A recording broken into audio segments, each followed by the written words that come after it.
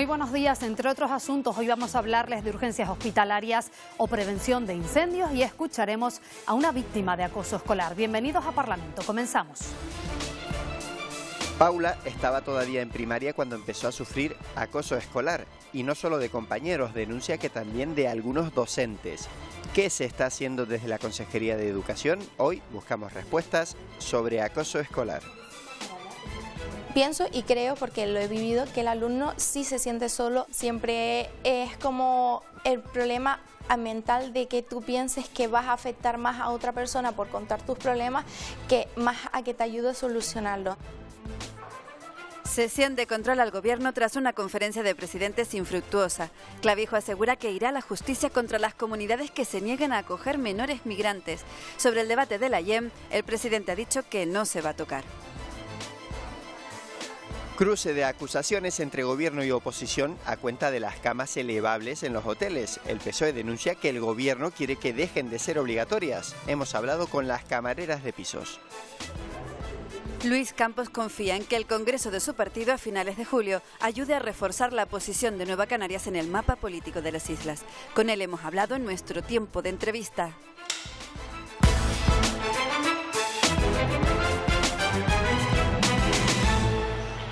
Fracaso ha sido la palabra más repetida esta semana al hablar de la conferencia de presidentes celebrada en Barcelona. Fernando Clavijo ha dicho que llevará a la justicia a quienes no cumplan la ley para la acogida de menores migrantes. En los próximos días está prevista una reunión Canarias-Estado sobre los menores solicitantes de asilo. Oposición y gobierno están de acuerdo. Todos consideran que la conferencia de presidentes fue un fracaso. Creo que salimos peor que como entramos. Todos dicen que nos entienden, pero a la hora de la verdad el mensaje es entiéndensela usted mismo. En materia migratoria solo podemos esperar por el Poder Judicial. En el día de hoy le llegaba una carta a la consejera de la Secretaría de Estado de Migraciones que para dar cumplimiento al segundo auto del Supremo pues nos solicitaba una reunión. Hoy mismo le contesta a la consejera diciendo que el día que sea, a la hora que sea. Lo que quería el señor Sánchez era una foto con todos los presidentes autonómicos para dar una sensación, digamos, de normalidad institucional. Una normalidad institucional que obviamente hoy en día no existe. Igual fue un éxito para ustedes que creen en otras formas de gobernar, pero desde luego para España y para Canarias también fue un fracaso. Ha permitido que el Partido Popular arrastre por el tratillo de la política nacional a nuestra comunidad autónoma de Canarias. Y usted mirando para otro lado. Si tenemos que llevar una comunidad autónoma, sea del color que sea, al juzgado, ¿por qué no cumple la ley? Lo vamos a hacer. Porque este gobierno va a defender a los canarios y va a defender el interés superior del menor en primer lugar. Su gobierno es el que mira para otro lado y no cumple la ley. Con tanto presidente autonómico que tiene el Partido Popular, ninguno habló de la infancia migrante. Ha sido un fracaso del presidente del Gobierno de España. Y creo que nos va a pasar lo mismo en materia vivienda que lo que nos ocurrió en materia migratoria. Un mar de contradicciones. Hicimos una serie de sugerencias que no fueron aceptadas. Yo creo que hay una que es fundamental, y es que Canarias, que tiene superávit, pero los ayuntamientos y los cabildos también, pudiesen destinar esos remanentes a facilitar la compra de vivienda. También se ha hablado del conflicto entre patronal y sindicatos en el sector de la hostelería en Santa Cruz de Tenerife. Tienen que llegar a acuerdos y mejorar las condiciones laborales y salariales de esos trabajadores. A ver si se llega a una aproximación con una subida salarial de justicia y una mejora de las condiciones laborales de los trabajadores. Y se ha defendido el AIEM, el arancel que penaliza las mercancías de importación en Canarias. El AIEM es un instrumento de protección de nuestras industrias, es un elemento de protección de la gente del sector primario. El Gobierno no va a quitar el AIEM bajo ningún concepto. Que trae un contenedor de la península hasta Tenerife paga 1.200 euros, pero es que después de Tenerife hasta la Isla del Hierro tiene que pagar más de 2.500 euros. En todas las políticas este Gobierno introduce medidas de carácter discriminatorio positivo para compensar esa doble insularidad. También se ha destacado el trabajo realizado por los equipos de salvamento marítimo tras el trágico vuelco del Cayuco en la Restinga. Y de ver las manos, las laceraciones, los ojos porque el combustible cae al agua, intentando ver para sacar a la gente. Sin el trabajo de esas personas desinteresadas no hubieran salvado todas las vidas que hicieron. Una sesión en la que la tecnología jugó una mala pasada a sus señorías. Vean. No, cuando podamos, no le puedo tener el tiempo, tenemos que esperar a los servicios de informática. Por eso le digo que cuando los servicios de informática nos ayuden o los servicios técnicos a solucionar este problema, le daré la palabra. Mientras no le puedo dar tiempo porque no hay tiempo, no funciona. Por problemas informáticos que afectaron al marcador de tiempo, hubo que detener durante unos 10 minutos el desarrollo del Pleno hasta que los servicios de la Cámara pudieron solventarlo y continuar con el curso normal de la misma.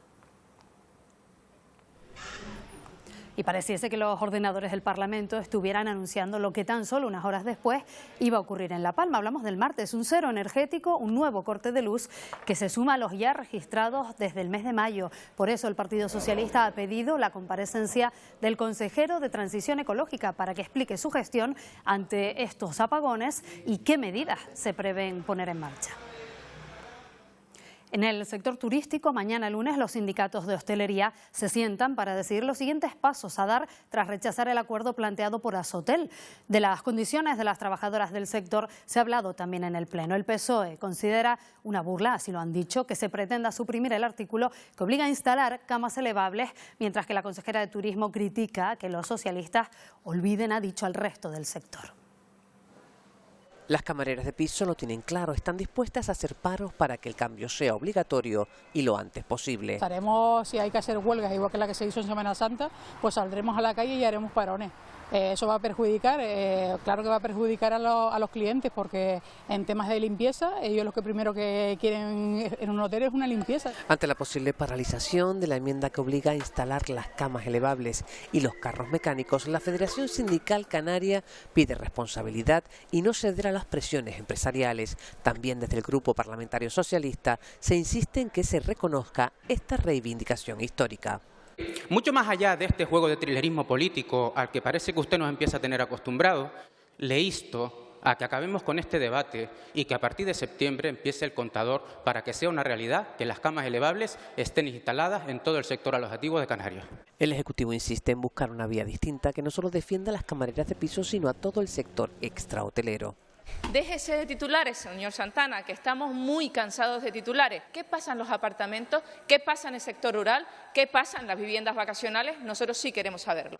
De momento solo el 12% de los hoteles cuenta con camas elevables y un 5% tiene carros motorizados. Y aunque existen inspecciones y fondos de ayuda, las camareras de piso no están respaldadas con la seguridad jurídica que proporciona una ley. Las urgencias del Hospital Universitario de Canarias también han sido objeto de un intenso debate. La oposición ha pedido el cese del gerente del centro debido a los problemas que desde hace meses se vienen padeciendo en el servicio. Para la consejera se trata de un problema estructural para el que ya se están tomando medidas. El objetivo, que no se superen en urgencias las 24 horas. A estas alturas nadie duda.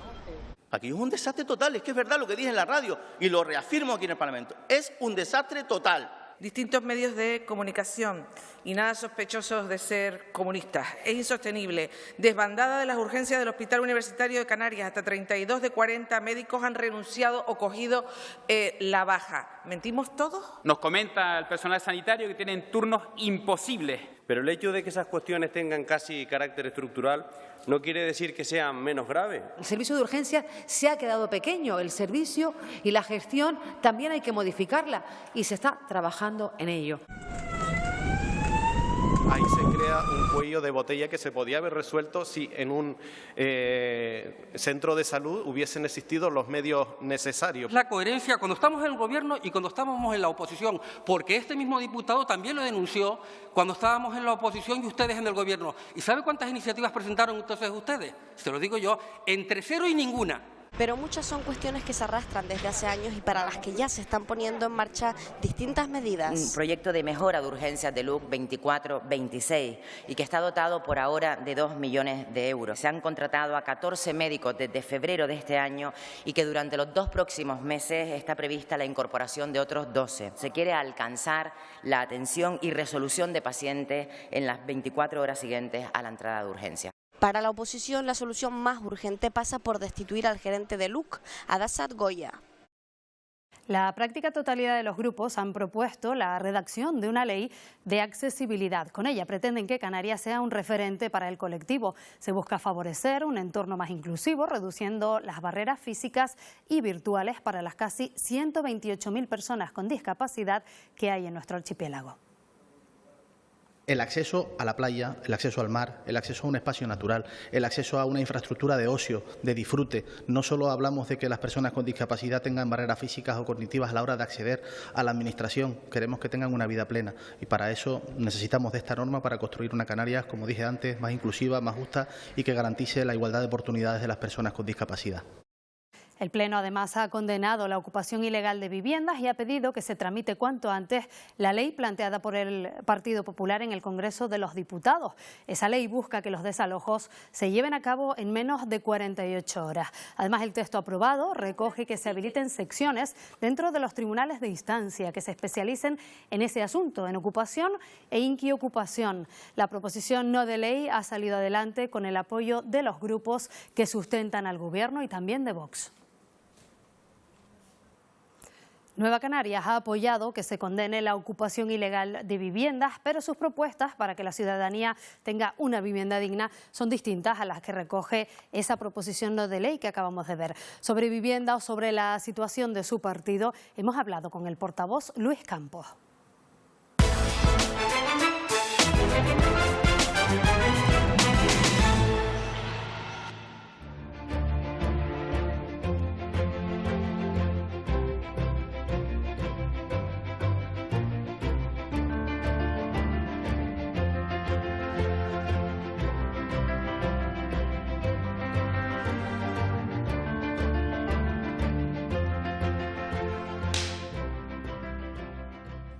Señor Campos, muy buenos días, bienvenido a Parlamento. Hola, buenos días. Bueno, quiero empezar preguntándole por algo de lo que se ha hablado esta semana, ese balance sobre la conferencia de presidentes, esa reunión celebrada la pasada semana en Barcelona.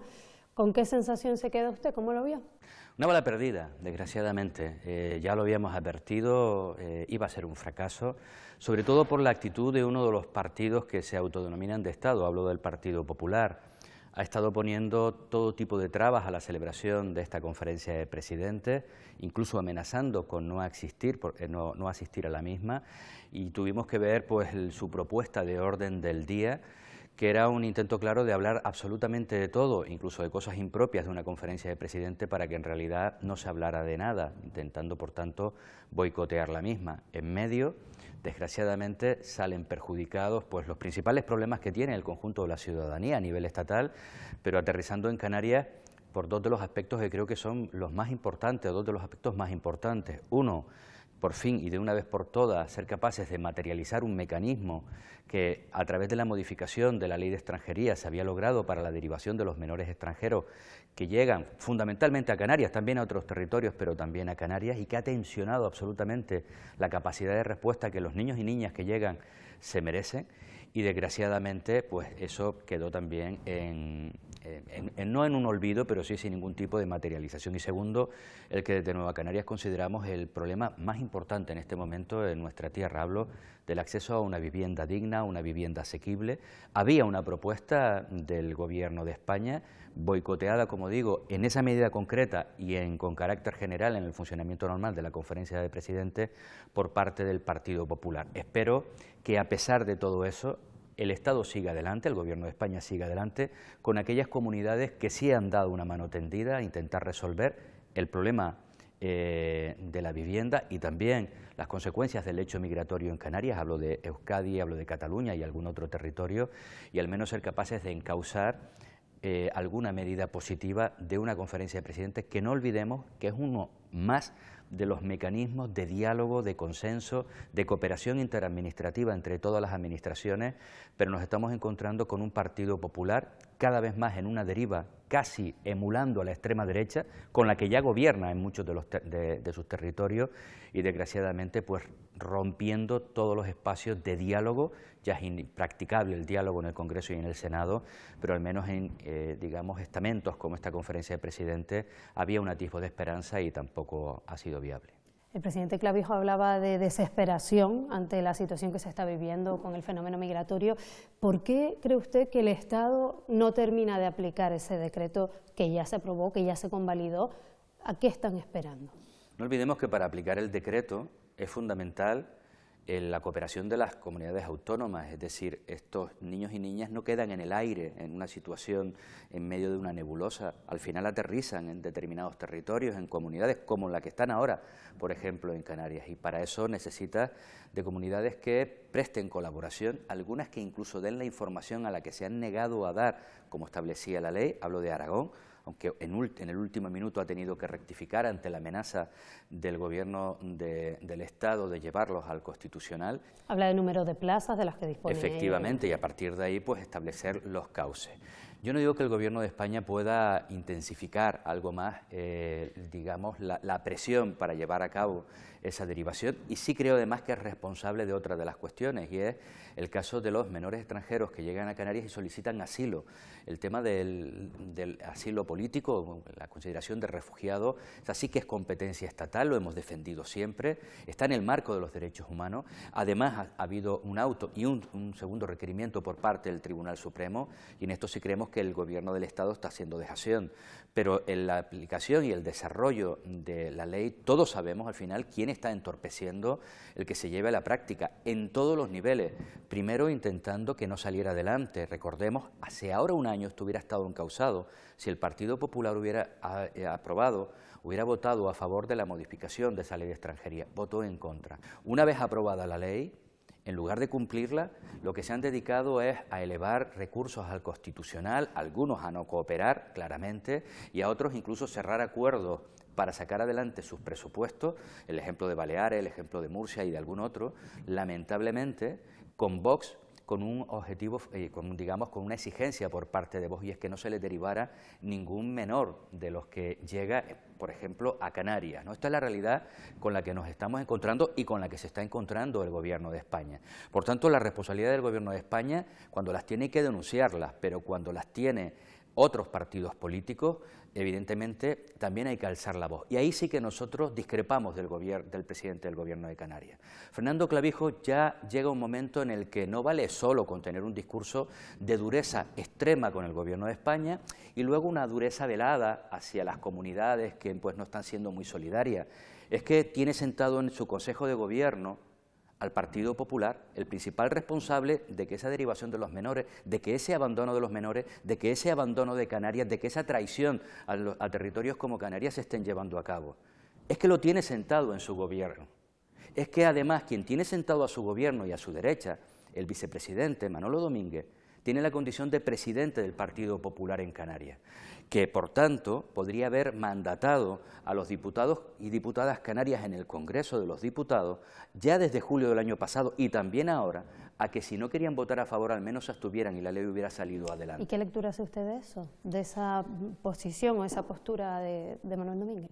Bueno, evidentemente que es fácil tener un discurso aquí de darse golpes en el pecho, pero luego pertenecer a una organización política que está obstaculizando claramente el que se desarrolle pues esa política, primero de derechos humanos, de atención a la infancia, pero luego evidentemente también atendiendo al territorio y defendiendo el territorio que a él le corresponde defender, donde él vive, donde los que le han votado y le han colocado, donde ahora mismo está con esa responsabilidad, tendría que ejercer como la están ejerciendo en sentido contrario, lamentablemente contrario a los derechos humanos, absolutamente con una visión deshumanizada, profundamente insolidaria, que no defendemos en absoluto nuestros territorios. No vale decir aquí una cosa y luego acatar sus diputados, los diputados canarios, los que dependen del Partido Popular de Canarias y por tanto dependen de las órdenes que le den Manolo Domínguez como presidente del Partido Popular. Creo que es un doble discurso, creo que es un acuerdo al que ha llegado con Feijóo. En política sabemos que esto funciona a veces. Oye, yo sé que tú allí tienes que salvar la cara, di que estás en contra, a sabiendas de que luego nosotros, con tus compañeros canarios, vamos a votar en contra y vamos a hacer todo lo posible porque esto no salga adelante. Ese discurso ya no vale, y eso lo sabe el presidente del Gobierno de Canarias. Por tanto, empieza a ser cómplice también de una parte de esa realidad. Yo no le responsabilizo de las indecencias que están haciendo los presidentes autonómicos del Partido Popular en otros territorios, pero él tiene en su Consejo de Gobierno a los responsables, hablo del Partido Popular y no de cualquier persona, del presidente del Partido Popular en Canarias, de que esta situación no se haya solventado aún. ¿Cree que se encauzarían ciertas decisiones a nivel estatal? Estamos hablando de esa crispación que existe sobre todo entre los dos principales partidos, con una convocatoria de elecciones, tal y como está pidiendo el Partido Popular. En absoluto, vamos a ver, todo lo contrario. Es decir, el Partido Popular cada vez que está en la oposición, cada vez, desde que yo tengo uso de razón, solamente ha aplicado políticas absolutamente obstruccionistas, profundamente, ellos que, bueno, les faltan muñecas para llenarlas de pulseritas con la bandera de España, antipatriotas en todos los sentidos. Lo hemos vivido en la política antiterrorista, lo hemos vivido absolutamente con todo. Siempre es ir en contra de cualquier decisión que planteara el Gobierno de Progreso de turno, que estuviera de manera legítima en el Gobierno, porque para mí eso es de una gravedad extrema. El intentar trasladar al conjunto de la sociedad que estamos ante un Gobierno ilegítimo. Eso es pervertir la democracia, eso es jugar de una manera sucia, pero además es ir alimentando y abonando el camino para que los populismos y el avance de la extrema derecha pues se siga asentando en el conjunto de la población. Creo que eso no ayudaría en absoluto. Es verdad que estamos ante un gobierno con una debilidad importante, pero yo prefiero un gobierno débil como el actual a lo que tengo claro que sucedería si hubiera elecciones y la derecha tuviera la oportunidad de gobernar con la extrema derecha. Lo firmaría en el minuto 1, como han hecho en todas las comunidades y los ayuntamientos donde finalmente han podido. Y hemos visto las consecuencias, retrocesos en avances, en derechos, que han costado décadas en avanzar.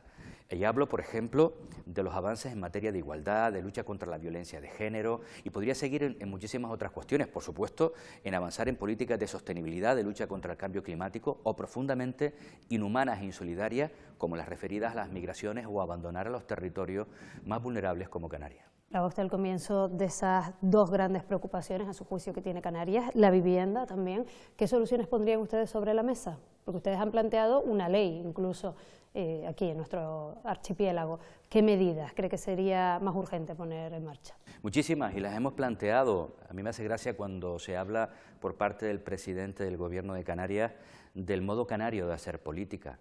El modo canario será de la oposición, que hemos sido capaces de tender la mano en multitud de ocasiones. Yo ya le he dicho en varias ocasiones que nosotros, Nueva Canarias, hemos sido más leales a este gobierno que su propio gobierno. Un ejemplo claro es en materia migratoria. Hemos estado al lado del Gobierno de Canarias desde el primer momento, desde el primer minuto. Y sin embargo, el propio Gobierno de Canarias, la parte del Partido Popular, ha estado obstaculizándola desde el minuto 1 también. Pero digo esto porque a lo que asistimos frente a lo que él llama modo canario, lo que nosotros denominamos el modo clavijo, el de la soberbia, el de no escuchar, el del rodillo, el de imponer. Lo digo porque en materia de vivienda hemos planteado multitud de cuestiones y todas, una detrás de otra, nos las han rechazado.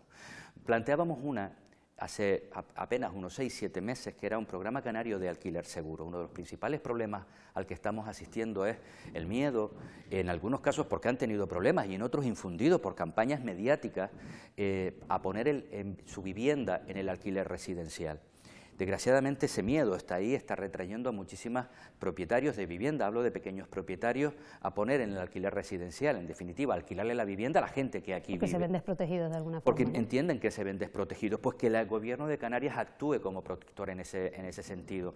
Y no estábamos ideando nada absolutamente extraordinario. Miramos para sitios donde está funcionando, miramos a Euskadi y planteábamos un programa donde el Gobierno primero avalara, segundo garantizara un contrato de 5 años, tercero garantizara que iba a recuperar el propietario de la vivienda, que garantizara que iba a recuperarla en las mismas condiciones en las que la entregaba cuando se ponía en el alquiler y que pasara lo que pasara, iba a cobrar ese alquiler.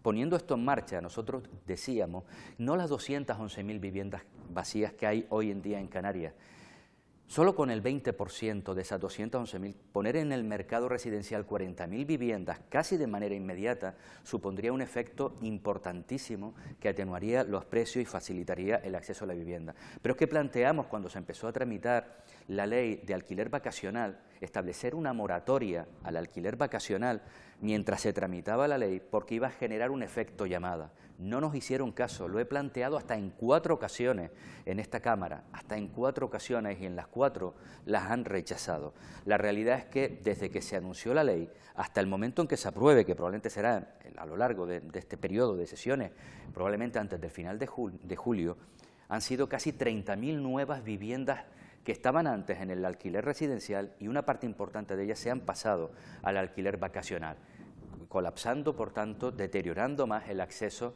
a una vivienda digna. Y hemos presentado otras muchas propuestas, de hecho, la necesidad de una nueva ley de vivienda en Canarias. La anterior tiene más de 20 años de vigencia, donde muchas realidades, por ejemplo, la del alquiler vacacional, ni existía.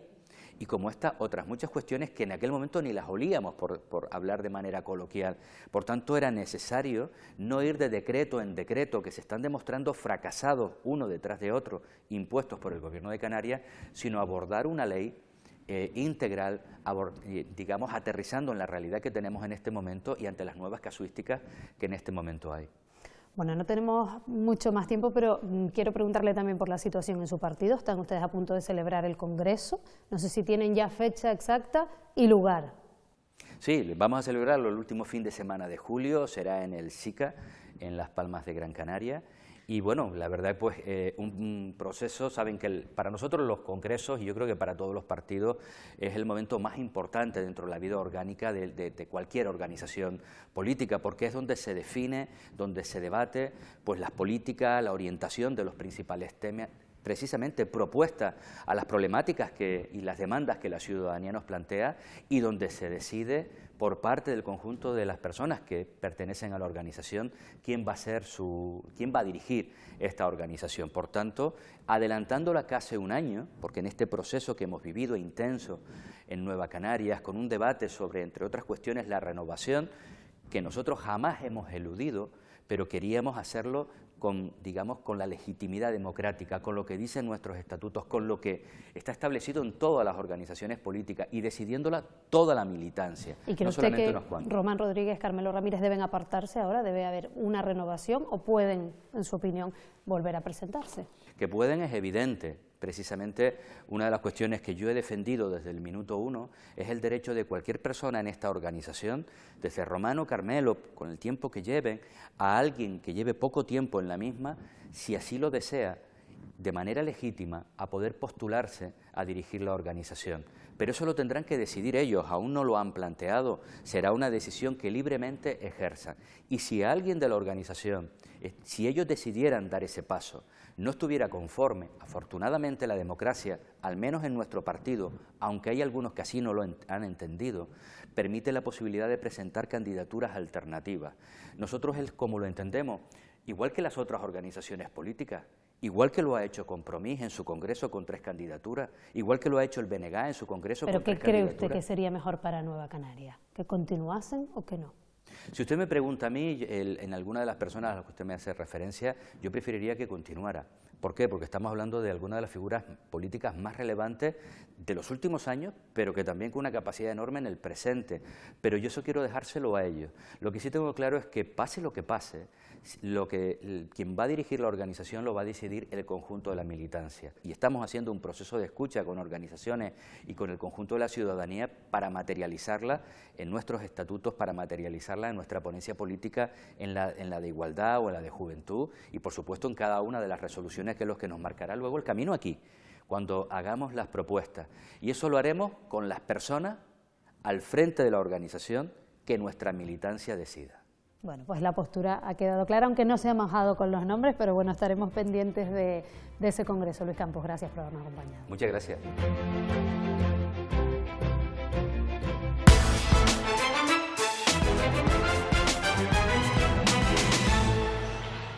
Este año la lluvia ha ayudado a que las condiciones en el monte sean más favorables, pero el Gobierno de Canarias insiste en la importancia de la prevención para evitar incendios. 2.000 efectivos velarán por la seguridad contra el fuego, habrá drones de vigilancia y 7 depósitos hinchables por si los helicópteros necesitaran surtirse de agua. La novedad es que por primera vez se contará con una unidad de análisis 24 horas y con un despliegue de efectivos de protección civil en las islas no capitalinas. La unidad de análisis que ya se ha creado, que como bien saben ya se ha presentado, la dirige la meteoróloga Vicky Palma y que bueno, va a estar funcionando las 24 horas al día en las 2 salas del 112 y también tenemos el despliegue de efectivos de protección civil a través de la empresa Gesplan en todas y cada una de las islas. Son 30 efectivos que se presentarán en breve y que van a ayudar la capacidad o van a permitir tener una mayor capacidad de la Dirección General de actuar en todas y cada una de las islas. La Consejería de Transición Ecológica, por su parte, reconoce la dificultad que encuentran las instituciones en la lucha contra las especies invasoras, especialmente con el rabo de gato. El Gobierno destina casi 3 millones para la erradicación de estas especies, tanto de flora como de fauna, y otros 17 millones para restaurar ecosistemas en los parques nacionales. Tampoco estos sitios se salvan de la intrusión de especies foráneas. La red Redexo permite a la ciudadanía comunicar hallazgos de especies invasoras en su entorno. Hasta el 31 de diciembre del pasado año 2024 pues se han registrado en la plataforma un total de 32.582 reportes. De ellos un tercio provienen de la ciudadanía, unos 10.700, mientras que el resto son llevados a cabo por los equipos de investigación. El consumo de tabaco perjudica el medio ambiente y también, ya lo saben, la salud. La nueva normativa antitabaco en España prevé endurecer las restricciones para fumar en espacios públicos, ampliando las zonas libres de humo. El objetivo es reducir su consumo en un momento en el que están en auge alternativas como los cigarrillos electrónicos o los vapeadores. Esta semana en La Calle Opina les hemos preguntado por este tema.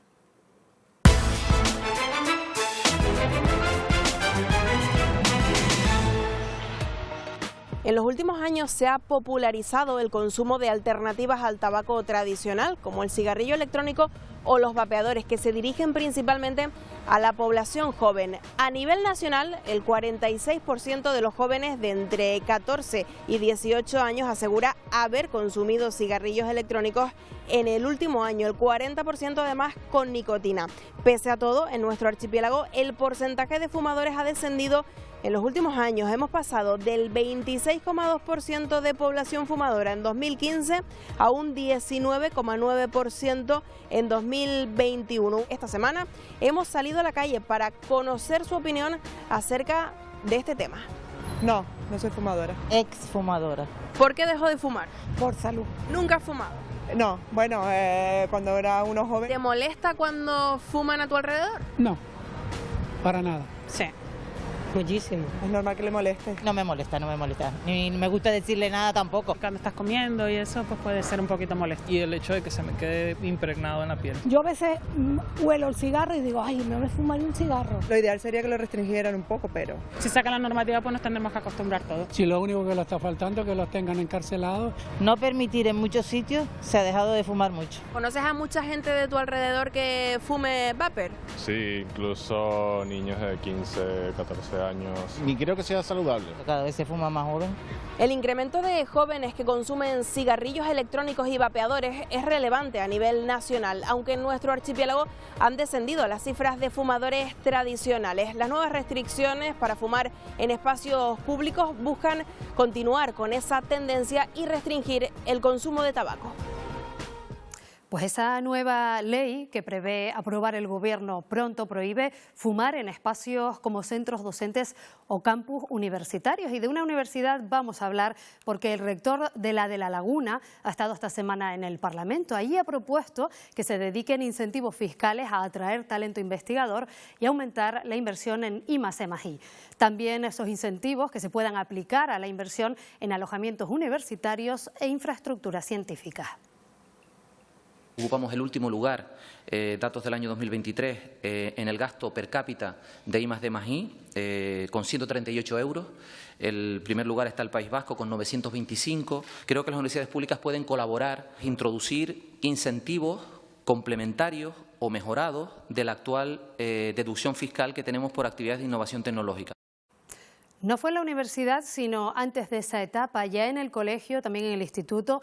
Paula sufrió acoso por parte de sus compañeros. También dice que de algunos profesores que consideraron que utilizaba su enfermedad para obtener un trato más favorable. Con ella y con la Consejería de Educación hemos hablado sobre acoso escolar. El acoso escolar puede manifestarse a través de agresiones físicas, verbales, psicológicas o cibernéticas y tiene efectos devastadores en las víctimas. En todos los centros educativos públicos y concertados de Canarias debe existir una persona coordinadora del bienestar y la protección del alumnado que actúa ante estos casos y favorece una convivencia sana. A pesar de ello, cada año se confirman en Canarias una treintena de casos. Para hablar de acoso escolar y de cómo combatirlo, viene hoy al Parlamento en busca de respuestas Paula Real. Paula fue víctima de acoso escolar en su etapa educativa, tanto en primaria como en secundaria. Sufrió importantes secuelas y requirió ser tratada para poder superar lo ocurrido. Actualmente, a sus 20 años, es una mujer segura, emprendedora y que lidera su propio negocio. Esta es la primera vez que visita la sede del Parlamento de Canarias. Buenos días, Paula. Bienvenida al Parlamento.